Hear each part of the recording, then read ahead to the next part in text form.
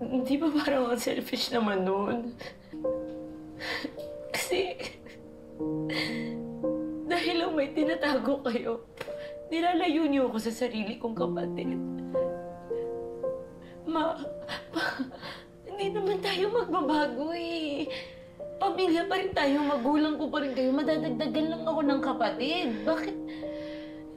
Anak, hindi naman ganun kadali eh. Napaka-komplikado. Paano hindi madali? Anak, hindi ko gustong makilala ka ni Charlie. Bakit? Hindi ko maintindihan bakit. Sabihin mo na kasi yung totoo, yung buong katotohanan. Total, patay na rin naman si Charlie. Sabihin niyo na lang kasi diretso lahat. Sabihin niyo na po lahat sa akin. Ano ba? Ano ba totoo? Pinatay ni Charlie nanay mo. Ano?